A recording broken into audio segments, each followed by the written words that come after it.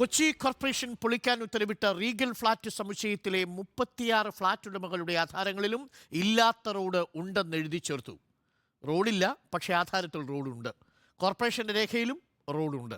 പക്ഷേ അങ്ങനൊരു റോഡ് നമ്മൾ അന്വേഷിച്ചപ്പോൾ കണ്ടെത്താൻ സാധിച്ചില്ല.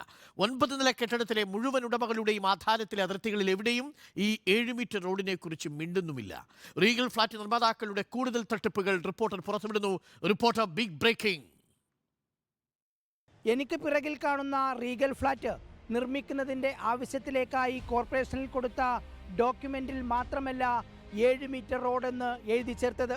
ഇവിടെ ഫ്ലാറ്റ് വാങ്ങിയ ഓരോ ഉടമകളുടെയും ആധാരത്തിൽ 7 മീറ്റർ എന്ന് എഴുതി ചേർത്തിട്ടുണ്ട്.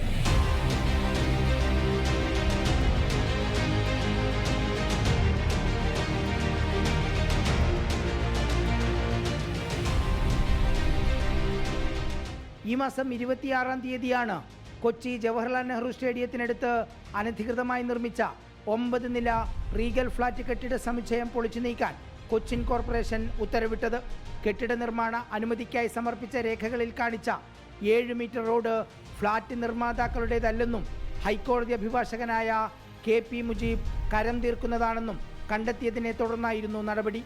റീഗൽ ഫ്ലാറ്റ് കെട്ടിട സമുച്ചയത്തിലെ 36 ഫ്ലാറ്റ് ഉടമകളുടെയും വിവരാവകാശ നിയമത്തിന്റെ പകർപ്പ് ഞങ്ങൾ പരിശോധിച്ചു. 36 ആധാരങ്ങളിലും ഇല്ലാത്ത 7 മീറ്റർ റോഡ് എഴുതി ചേർത്തിരിക്കുന്നു.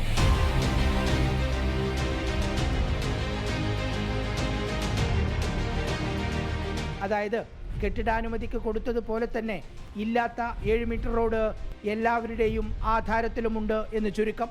ഇനി നമുക്ക് ഫ്ലാറ്റ് സമുച്ചയം നിൽക്കുന്ന ഭൂമിയുടെ അതിരുകൾ നോക്കാം. അതിരുകളിൽ എവിടെയും 7 മീറ്റർ റോഡിൻ്റെ കാര്യം പറയുന്നതേയില്ല. ഇല്ലാത്ത 7 മീറ്റർ വഴി ഉണ്ടെന്ന് ആധാരങ്ങളിൽ എഴുതി ചേർക്കുക, അതിർത്തികളെല്ലാം തെറ്റായി എഴുതി പിടിപ്പിക്കുക. ഇതൊന്നും അറിയാതെയാണോ ഇവരെല്ലാം ഇവിടെ ഫ്ലാറ്റ് വാങ്ങിയത്?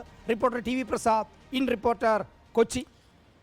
TV പ്രസാദ്, ആധാരത്തിൽ പറയുന്ന 7 മീറ്റർ റോഡ് നമ്മൾ അന്വേഷിച്ചപ്പോൾ കണ്ടെത്തിയില്ല. മാത്രവുമല്ല, അങ്ങനൊരു റോഡ് അതൊരു സ്വകാര്യ വ്യക്തിയുടേതാണെന്ന് കണ്ടെത്തുകയും ചെയ്തിട്ടുണ്ട്. ഗുരുതരമായ കാര്യങ്ങളാണ്. ഇപ്പോൾ ഇതെല്ലാം എഴുതി പിടിപ്പിച്ചാണ് ഈ ഫ്ലാറ്റ് നിർമ്മാണം നടത്തിയിരിക്കുന്നത്.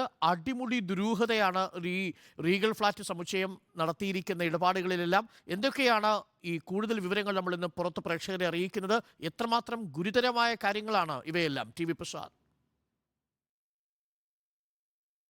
അരുൺ, സംസ്ഥാനത്ത് ഫ്ലാറ്റ് നിർമ്മാതാക്കൾ നടത്തുന്ന ഒരുപാട് തട്ടിപ്പുകൾ നമ്മൾ കണ്ടിട്ടുണ്ട്. അത് തിരുവനന്തപുരത്തായാലും കൊച്ചിയിലായാലും കോഴിക്കോടായാലും സംസ്ഥാനത്തിൻ്റെ പല ഭാഗങ്ങളിലും പല തരത്തിലുള്ള തട്ടിപ്പുകളും നമ്മൾ കണ്ടിട്ടുള്ളതാണ്. തിരുവനന്തപുരത്ത് തന്നെ ഹീര ഒക്കെ നടത്തിയിട്ടുള്ള വലിയ തട്ടിപ്പുകളുണ്ട്. പല സ്ഥലത്തും പല ബിൽഡേഴ്സും നടത്തിയ പല തട്ടിപ്പുകളുണ്ട്. അവർ വ്യാപകമായി തണ്ണീർത്തടങ്ങൾ നികത്തി പല സ്ഥലത്തും ഫ്ലാറ്റുകൾ പണിതിട്ടുണ്ട്. അതോടൊപ്പം തന്നെ അനധികൃതമായി ഇതുപോലെ പെർമിറ്റിന് വേണ്ടി അപേക്ഷിക്കുന്ന സമയത്ത് വ്യാജമായി കാര്യങ്ങൾ എഴുതി ചേർത്തും ഇല്ലാത്ത വഴി ഉണ്ടെന്ന് പറഞ്ഞും അങ്ങനെ തുടങ്ങി ഒരുപാട് കാര്യങ്ങൾ ഫ്ലാറ്റ് നിർമ്മാതാക്കൾ ചെയ്യാറുമുണ്ട്.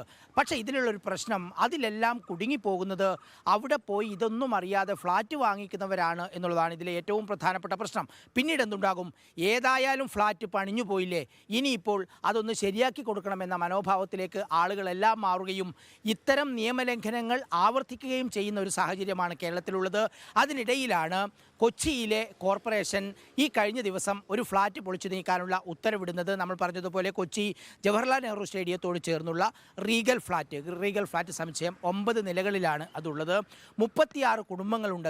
അതിലെ പ്രശ്നം, അതിലെ പെർമിറ്റിന് വേണ്ടി അപേക്ഷിച്ച സമയത്ത് അതിൽ കാണിച്ചിരിക്കുന്ന വഴി 7 മീറ്റർ വഴിയാണ്. അതായത് വലിയ കെട്ടിടങ്ങൾക്ക് കെട്ടിട നിർമ്മാണ ചട്ടം അനുസരിച്ച് 2003, 2005 സമയത്തൊക്കെ 5 മീറ്റർ വേണമായിരുന്നു. ഇപ്പോഴത് 7 മീറ്റർ വേണം. കാരണം വലിയ രീതിയിലുള്ള ഫയർഫോഴ്സും മറ്റു വാഹനങ്ങളുമൊക്കെ വരുന്നതിന് വേണ്ടി.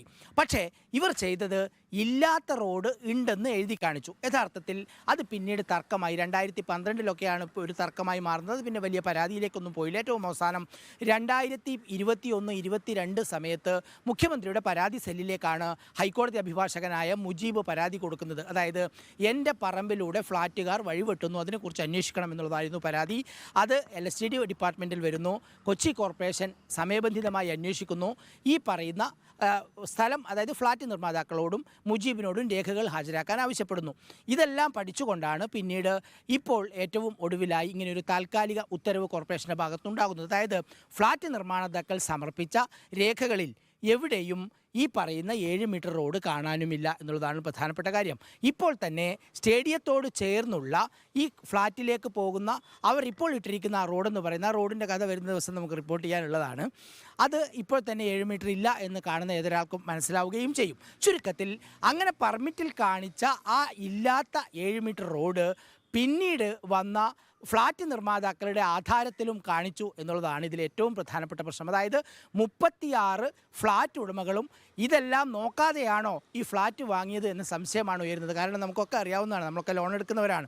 ലോൺ എടുക്കുമ്പോൾ സ്വാഭാവികമായിട്ട് അതിൻ്റെ ലീഗൽ ഒപ്പീനിയൻ ബാങ്ക് പോവും. ചെറിയ എന്തെങ്കിലും മിസ്റ്റേക്ക് ഉണ്ടെങ്കിൽ ഒരു കാരണവശാലും ലോൺ കിട്ടില്ല. ഇനിയിപ്പോൾ ഇതിൽ ഇവർ വായ്പ സംഘടിപ്പിച്ചു കൊടുത്തത് ഈ ഫ്ലാറ്റ് നിർമ്മാതാക്കൾ തന്നെയാണോ എന്ന സംശയങ്ങളൊക്കെ നിലനിൽക്കുകയാണ്. അത് കൂടാതെ അരുൺ, ഒരു ഭൂമി വാങ്ങിക്കുമ്പോൾ ഏറ്റവും പ്രധാനമാണ് അതിൻ്റെ അതിരുകൾ, രജിസ്ട്രേഷൻ, സർവേ നമ്പർ അല്ലെങ്കിൽ അതിരുകൾ എന്ന് പോലും പറയുന്ന പ്രാധാന്യമുള്ള അതിരുകളിൽ എവിടെയും 7 മീറ്റർ റോഡിനെ കുറിച്ചുള്ള പരാമർശമില്ല എന്നുള്ളിടത്താണ് ഇതിൻ്റെ ഗൗരവം. ഈ 4 ഭാഗത്തും ഉടമയുടെ സ്ഥലം എന്ന് തന്നെയാണ് പറയുന്നത്. റോഡ് ഉൾപ്പെടെയുള്ള അതിൻ്റെ അതിർത്തി നിശ്ചയിക്കേണ്ട പല കാര്യങ്ങളും ഒരൊറ്റ ആധാരത്തിലും പറഞ്ഞിട്ടില്ല എന്ന ഞെട്ടിക്കുന്ന കാര്യമാണ്. ഇതിവിടെ തീരുന്നില്ല. ബാങ്ക് വായ്പ കൊടുക്കുന്ന ഘട്ടങ്ങളിലെല്ലാം തന്നെ സ്ഥലത്തെത്തി പരിശോധന നടത്തി ആ ലൊക്കേഷൻ സ്കെച്ചുമായി ഒത്തുനോക്കിയതിന് ശേഷമാണ് അത്തരം റിപ്പോർട്ടുകൾ സമർപ്പിക്കുക. മാത്രമല്ല കോർപ്പറേഷനും ഇക്കാര്യത്തിൽ വലിയ രീതിയിലുള്ള വീഴ്ച വന്നിട്ടുണ്ടോ എന്നതുകൂടിയാണ് ഇനി നമ്മൾ പരിശോധിക്കാൻ പോകുന്നത്. ഇത്തരത്തിലുള്ള ഇടപാടുകൾ പല സ്ഥാപനങ്ങളും, ഈ ഫ്ലാറ്റ് സമുച്ചയങ്ങൾ നിർമ്മിക്കുന്ന പല സ്ഥാപനങ്ങളും നടത്താറുണ്ട്.